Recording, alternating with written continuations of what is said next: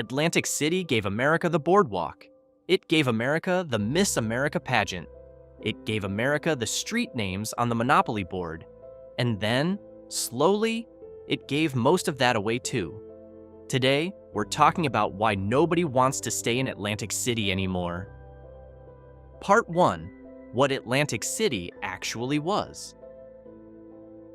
Before getting into the mess, it's worth understanding what this city was at its best, because the fall is a lot more striking when you know how high it was. Atlantic City sits on Absecon Island, a narrow barrier island off the southern coast of New Jersey.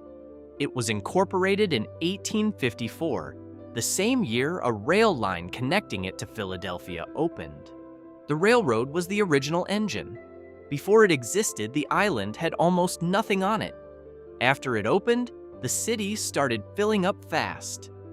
By the early 1900s, Atlantic City was one of the most visited places in the United States. Hotels stretched along the ocean front. Amusement piers extended out over the water. The Steel Pier, opened in 1898, became one of the most famous attractions on the East Coast, offering big band performances, variety acts, and, in one of history's more bizarre tourist draws, a diving horse that leaped from a platform 60 feet above a tank of water. People paid to watch this, repeatedly. The boardwalk itself, the first of its kind in the world, opened in 1870, had started as a practical solution to a specific problem. Hotel owners were tired of guests tracking sand into their lobbies. A raised wooden walkway along the beach solved it. It also accidentally became one of the most iconic strips of real estate in American history. By the mid-1870s, 500,000 people were visiting Atlantic City per year. By 1900, the city had evolved from a health resort. Physicians of the era literally prescribed seaside air to their patients, into one of the premier entertainment destinations in the country. The hotels that rose along the boardwalk in the early 1900s were genuinely grand. The Marlborough Blenheim and the Traymore became well known across the country. The Claridge, a 24-story tower that opened in 1930, called itself the skyscraper by the sea. These weren't budget accommodations.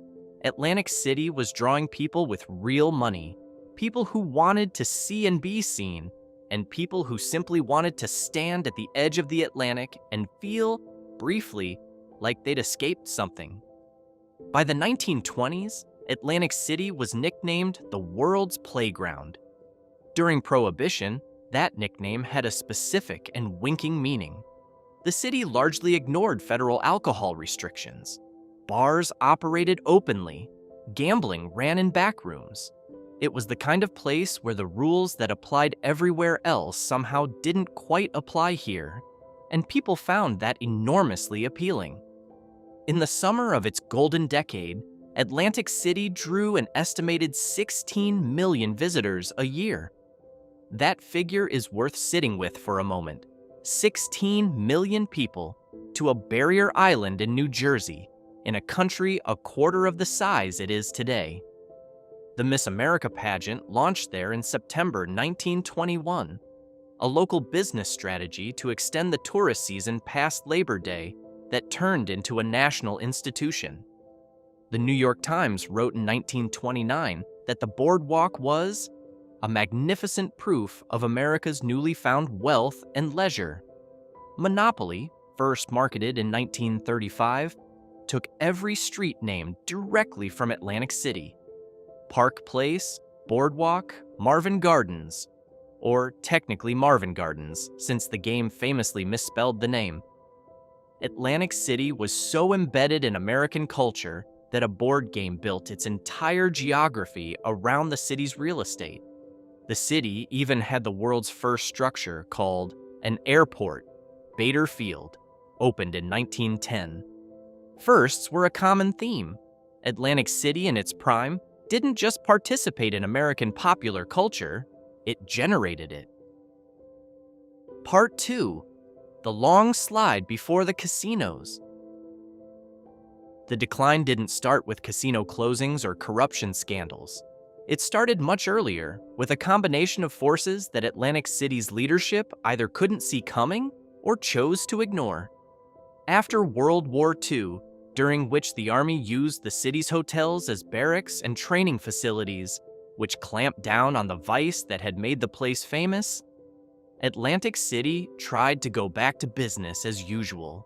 The problem was that usual had changed. The middle class that had been Atlantic City's bread and butter now had cars, highways, and options. New destinations competed for their vacations. Las Vegas was building itself into a fully realized entertainment machine, with air-conditioned casinos, celebrity performers, and aggressive marketing. In 1955, Disneyland opened in California and gave American families an entirely new idea of what a resort experience could look like.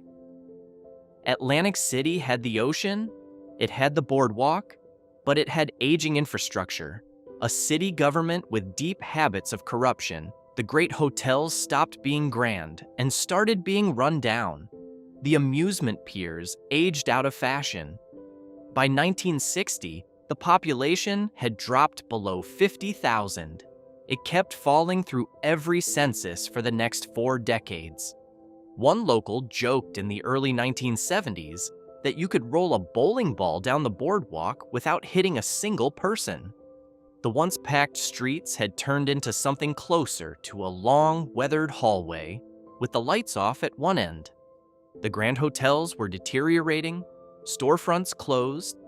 The city's black residents, who made up a significant and growing proportion of the population, had long faced discrimination in housing and employment, and the social pressures of those inequities compounded everything else going wrong. City leaders tried various revival ideas through the 1960s and early 1970s, expanding the convention center, new amusement parks. Someone suggested converting the city dump into a ski slope, which gives you a sense of how desperate the conversation had gotten. Nothing worked, nothing came close. Then someone looked west at Las Vegas and said, what if we could bring that here? Part 3.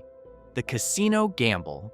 In November 1974, New Jersey voters were asked whether to legalize casinos statewide. They rejected it. The proposal was too broad. Casinos anywhere in the state, revenue going to the state's general fund. Voters in 19 of 21 counties voted no. 2 years later, a revised question went back on the ballot.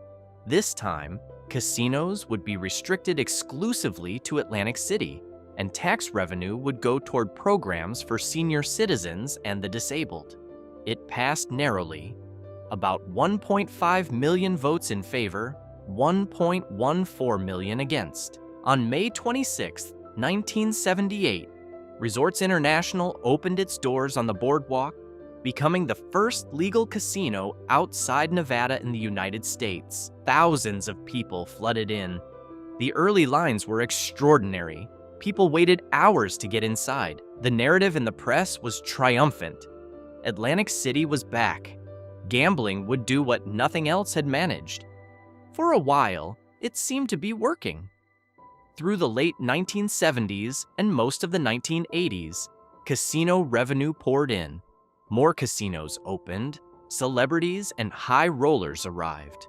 The city became, in the popular imagination, a place of glamour and excitement again, at least from a certain distance and on certain floors and for certain visitors. Donald Trump opened his first Atlantic City property, Trump Plaza, in 1984, followed by Trump's Castle in 1985, and then, in 1990, the Trump Taj Mahal, which he promoted as the 8th wonder of the world. It cost $1.2 billion to build. Its opening night featured a performance by Michael Jackson. Trump Entertainment would go on to file for bankruptcy 4 separate times in Atlantic City, which puts the 8th wonder framing in a different light. Trump himself eventually distanced himself from the operations, suing in 2014 to have his name removed from properties he said had been left in an utter state of disrepair. By then, the company that bore his name owed more than $286 million to investors. The broader casino boom of the 1980s did produce real jobs and real revenue. At the industry's peak in the late 1990s, Atlantic City's casinos employed roughly 50,000 people and were generating over $5 billion a year. For casino workers, those were years of genuine economic opportunity, with union wages, healthcare, and pension benefits that were hard to find elsewhere. The collapse of those jobs in 2014 wasn't just a statistic.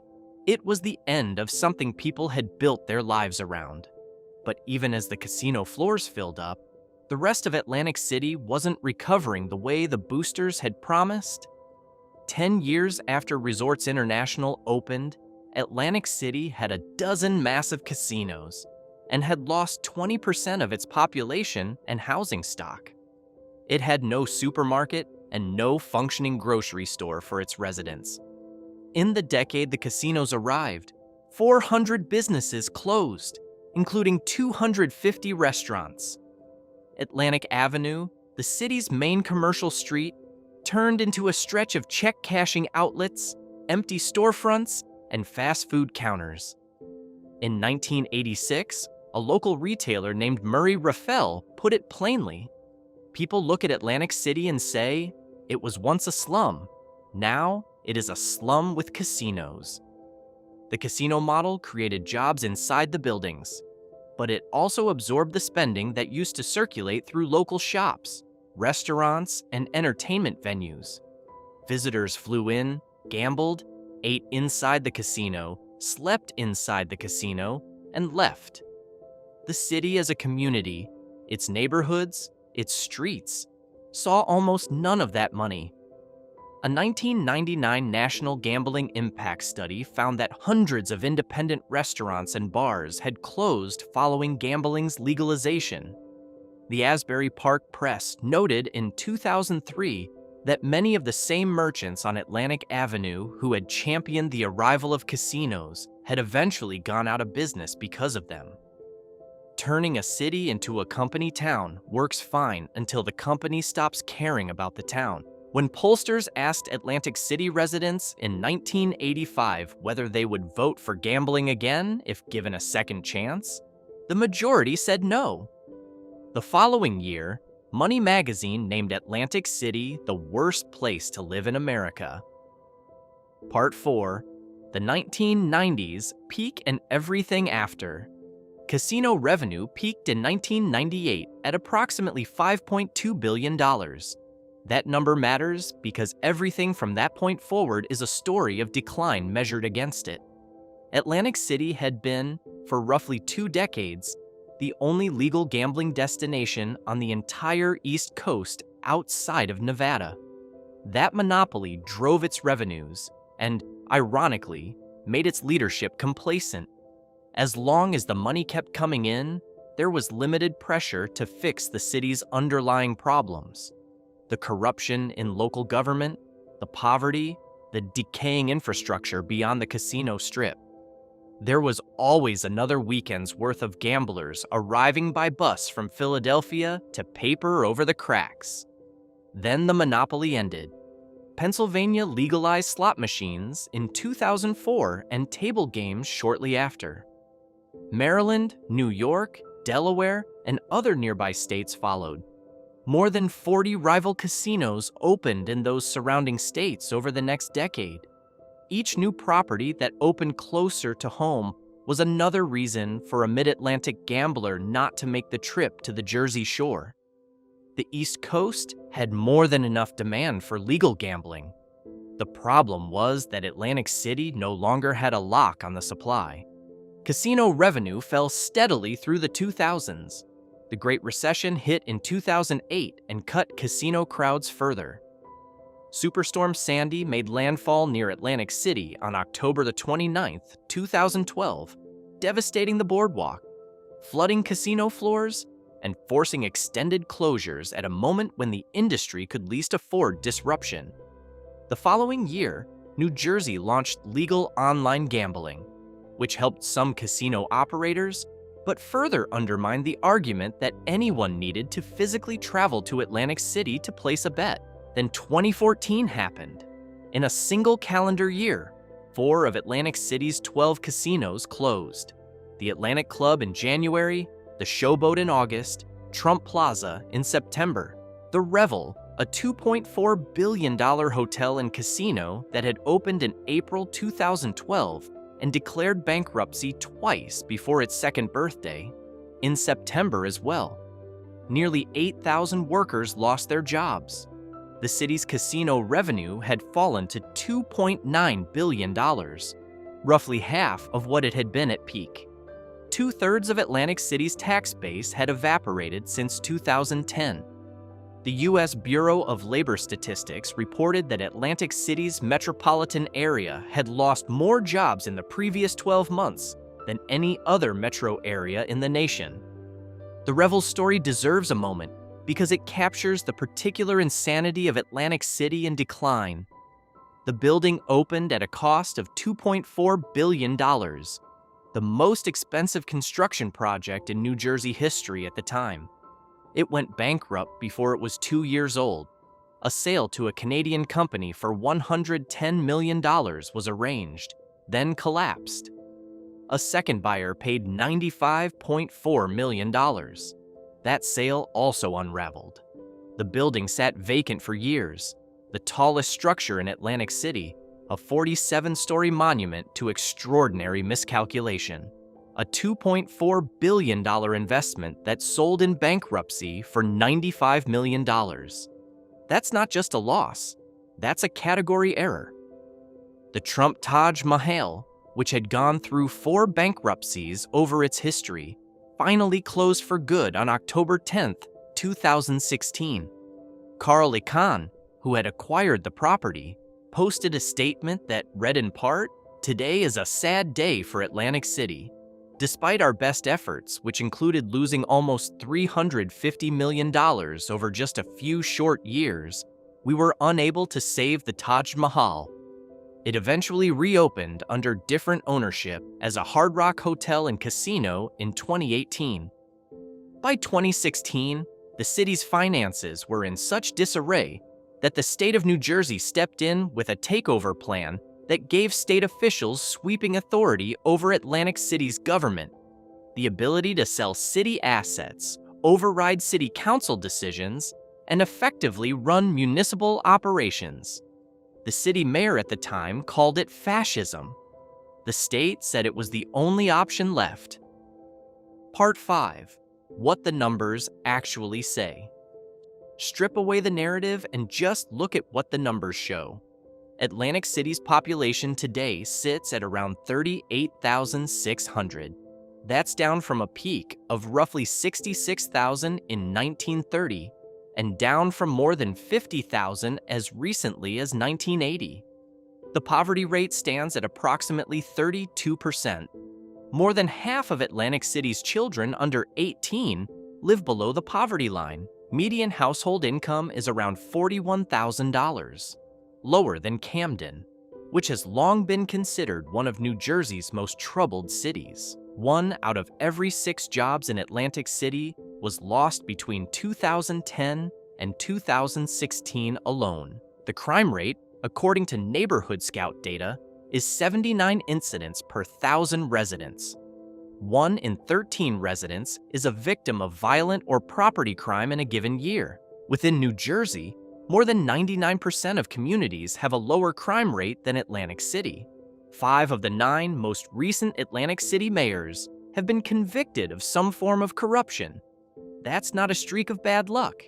That's a structural problem baked into the political culture of a city that spent decades treating public office as an opportunity. The physical landscape of the city is one of its most striking features. On the boardwalk, functioning casinos sit alongside long stretches of shuttered properties, weeds growing through gaps in the wooden planks. A few blocks from Park Place, yes, the real Park Place, the one on the Monopoly board, are vacant lots and abandoned buildings. On Pacific Avenue, another Monopoly name, Vacant lots and boarded-up homes are common. The game's most valuable properties play out quite differently in the actual city. Flooding is increasingly a problem Atlantic City cannot solve on its own. Seas along the mid-Atlantic coast are rising faster than most other regions, and the land on parts of the island is sinking due to groundwater pumping and natural processes. Low-lying residential neighborhoods, occupied mostly by working-class and lower-income residents, flood at high tide during storms, not just during major hurricanes, but during routine weather events. Stormwater sits in streets because aging drains no longer function properly. The federal government has spent money on seawalls and dune reinforcement near the casino strip and oceanfront properties. The neighborhoods a few blocks inland get considerably less attention. Part 6. The people who stayed and the city that remains. It would be easy to write Atlantic City off entirely, and plenty of people have, but that misses something important about who is actually still there and why. The roughly 38,000 people who live in Atlantic City year-round are not casino tourists who overstayed their welcome. They are, for the most part, people whose families have been there for generations. People who work in the hospitality and service industry that the casinos sustain. People who cannot afford to leave, and people who simply chose to stay. Atlantic City has a large immigrant community, a substantial Latino population, and a Black community whose roots in the city go back a century. These are people with lives, histories, and legitimate claims on the city that predates the casino era entirely. The city still has functioning neighborhoods. It has churches, schools, and community organizations that have nothing to do with the casino floor. The boardwalk is still there, battered, but still walkable and still drawing visitors. The surviving casinos, 9 as of recent counts, including the Hard Rock, Borgata, Caesars, Harrah's, and others, still employ thousands of people and generate significant tax revenue, even if that revenue is a fraction of what it was 15 years ago. The Miss America organization returned to Atlantic City in 2013 after holding the competition in Las Vegas for several years. Though it eventually moved again, various music festivals have set up on the beach in recent summers. Stockton University opened a campus in the city in 2018, moving into the former Showboat Casino building. The idea was to bring student life and non-gaming economic activity to a stretch of the boardwalk that would otherwise sit dark and empty.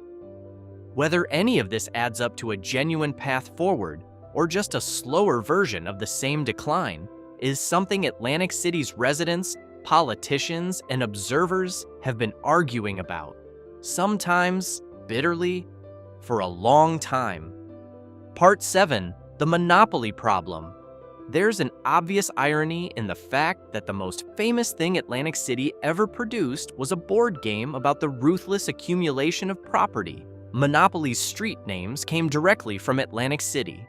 The connection traces to an Atlantic City resident named Ruth Hoskins, who learned a version of the game in Indianapolis in the late 1920s, and upon moving to Atlantic City in 1929, recreated it using the streets where her friends lived.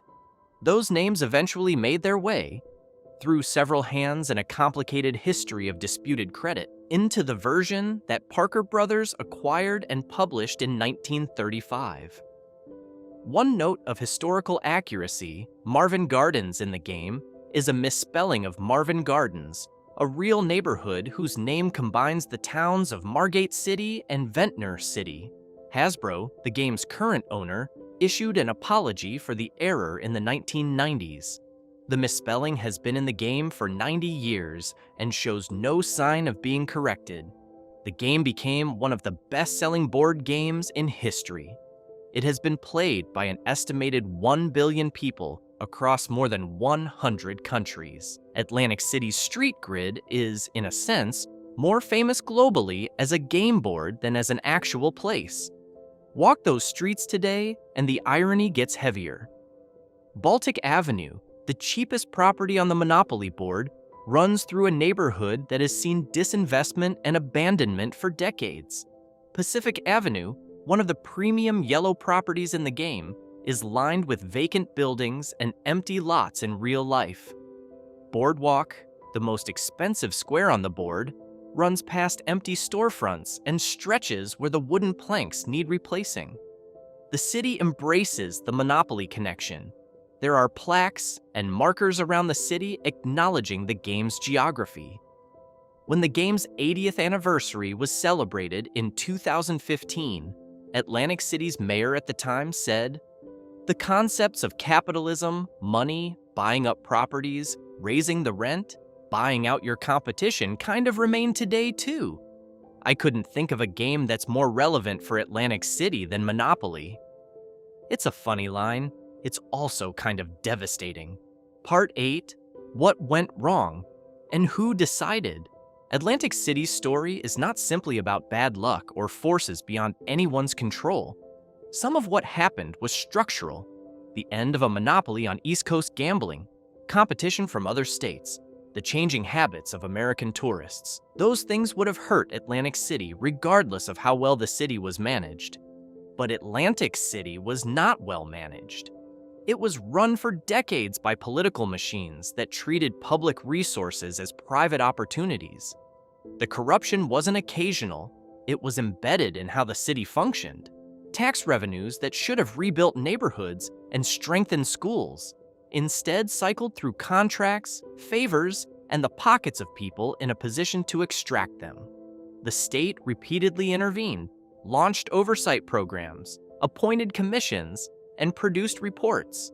And the underlying culture of mismanagement persisted through all of it. The casino industry itself made choices that compounded the problem.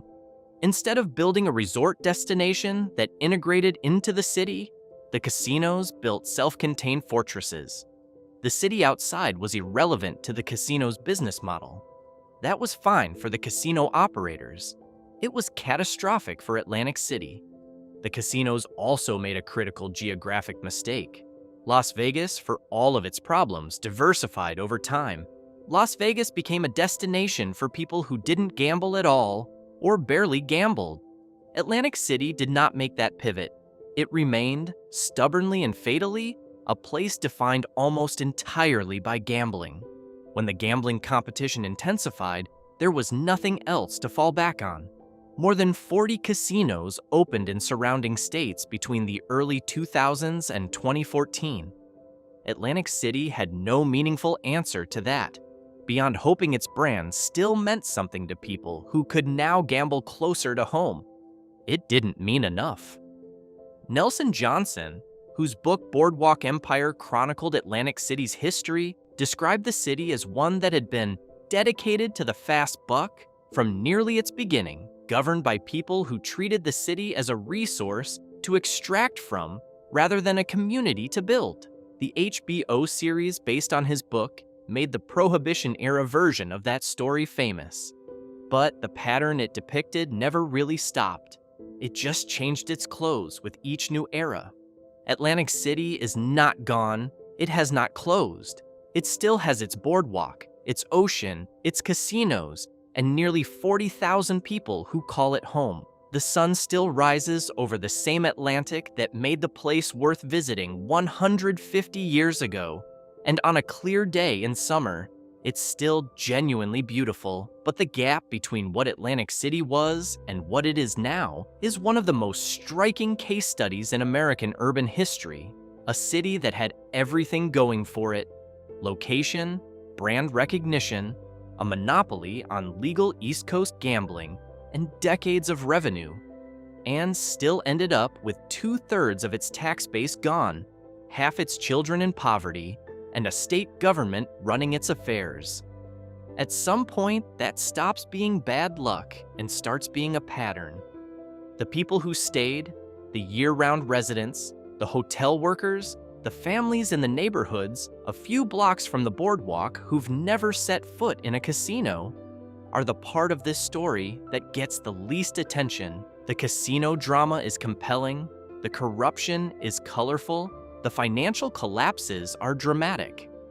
But behind all of it is a community of actual human beings who were promised that gambling would fix things, and are still waiting.